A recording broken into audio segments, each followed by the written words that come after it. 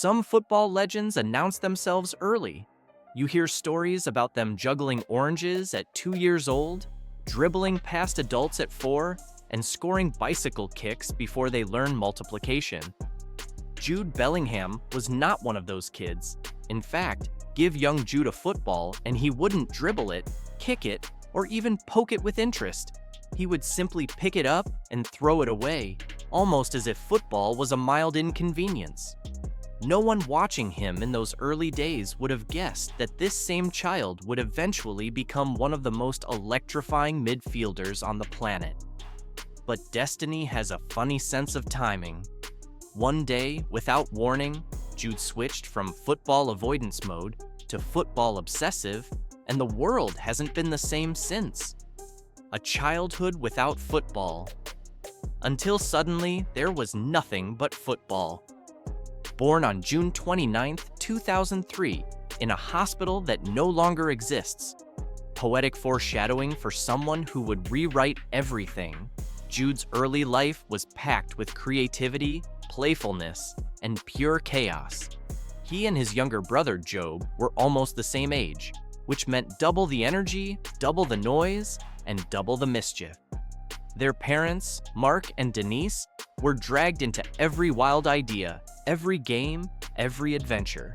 Football, however, was not part of the script.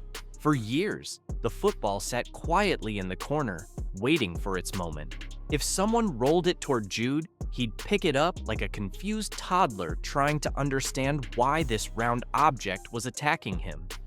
His parents laugh about it today. The idea that the boy who refused to kick a ball would grow up to dominate world football is still hilarious to them.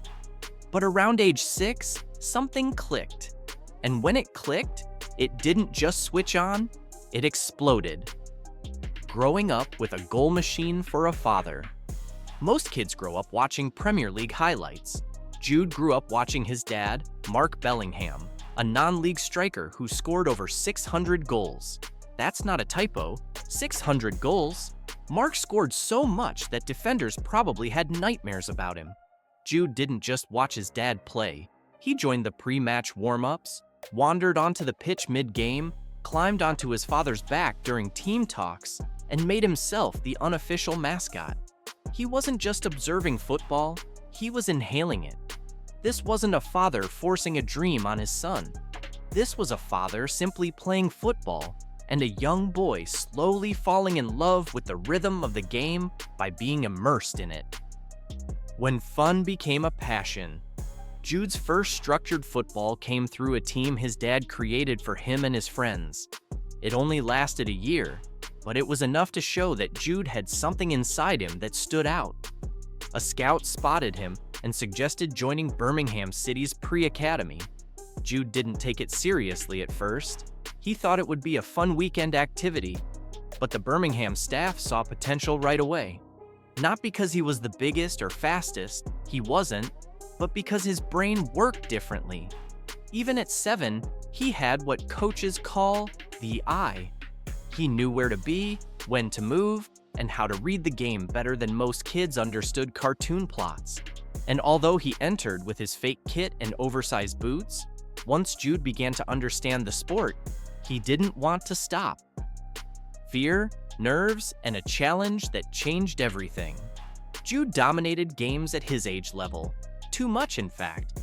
He scored so many goals that Birmingham coaches realized he wasn't learning anything new. So they made a decision known for either turning players into stars or scaring them into quitting. They told Jude he was moving up a year. His reaction? Pure panic. He begged not to go. The older boys looked bigger, stronger, and scarier. He didn't want to embarrass himself. Then he played, then he scored. Twice. And suddenly the fear was gone, replaced by the hunger to test himself every chance he got. The mentor who sharpened Jude's mind. Every elite player has that one coach who shapes them. For Jude, it was Mike Dodds. Their first session together felt strange to Jude. Dodds was energetic, eccentric, unpredictable. But once Jude grew older and began training under him regularly, Dodds became the architect of his football brain. Dodds never let him get bored, never let him take the easy option, never allowed him to settle for being good when he could become extraordinary. He challenged Jude with tactical puzzles, technical drills, and mental discipline. Jude thrived because he loved being challenged. The harder the task, the more he lit up. This was the foundation of the midfielder the world admires today. Intelligent, sharp, creative, fearless. The family values that kept him grounded. Jude's parents didn't treat football like a golden ticket. In their home, the first rule was simple. Football is allowed only if schoolwork is done properly. Jude didn't need perfect grades, but he needed effort, discipline, and respect. He followed that rule religiously. Teachers described him as kind, helpful, witty, and a bit cheeky, but always someone classmates could count on. When a struggling girl in his class needed support, Jude volunteered in a heartbeat. He had leadership before he had fame. Even in sports outside football, like cricket, he showed the same work ethic. He failed to make the team 1 year, worked the entire summer, and returned as one of the best players. Jude didn't accept defeat, he corrected it, proving himself against England's best. By 14, Jude was called up to England's youth teams, and not even his own age group. He played up a year and walked into camps filled with players from Manchester United, Chelsea, Arsenal, Manchester City, and Tottenham. At first, he wondered whether he belonged. After the first session, he realized he didn't just belong, he stood out. From there, he captained the 2003 group, set standards in every session, and established himself as one of the best young midfielders in England. The Birmingham debut that changed everything. Jude's senior debut was one of those moments that feels scripted. He didn't expect to play, he wasn't even sure he'd be on the bench. Then suddenly he was in the starting drills, being handed tactical instructions, being told he would be the number 10. At 16 years old, he barely had time to be nervous. He walked onto the pitch like someone who had waited his whole life to be there. And just when the story couldn't get more magical, he scored in front of the St. Andrews crowd. The goal wasn't beautiful, deflection, scruffy finish, chaos, but the meaning was enormous. A boyhood Birmingham fan scored the winner at home. The stadium roared with so much pride that Jude later said it felt like the world slowed down around him. A championship season that defied logic. Most 16-year-olds are worried about exams, acne, and whether they've lost their charger. Jude was playing 44 matches in one of the toughest leagues in the world. He held his own against seasoned, muscular championship veterans. He glided through midfield, challenged full-grown men, chased every lost cause, and made every game look like an invitation to prove himself again. This wasn't hype. This wasn't luck. This was a teenager performing like a seasoned professional. Clubs across Europe took notice immediately. They saw a midfielder with the fearlessness of a street player, the intelligence of a veteran, and the drive of a future world beater. So, how far can Jude go? Ask the people who coached him, trained him, watched him grow.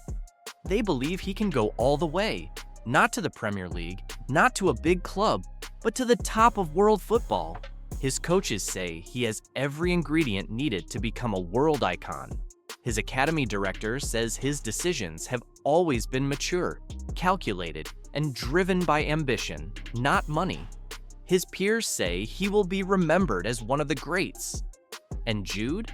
He doesn't hide his ambitions. He wants to win everything. Trophies, leagues, tournaments. He wants to redefine the game. He wants to be unforgettable.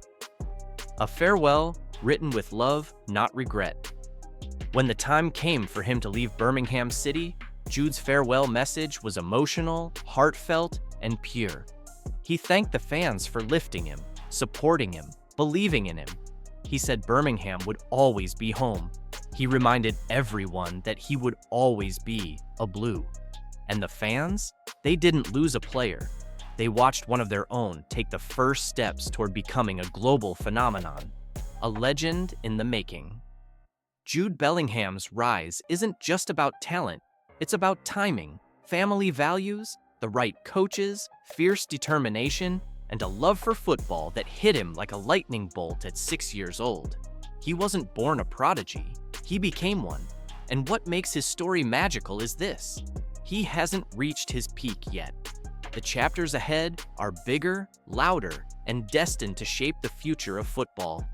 One day, when the world calls him a legend, we'll remember how it all started, with a little boy who refused to kick a football. And that brings us to the end of Jude Bellingham's incredible journey. From a kid who didn't even want to kick a ball, to a midfielder the whole world can't stop talking about.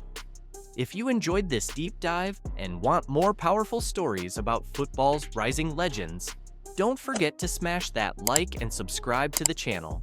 Thanks for watching, and as always, see you in the next one.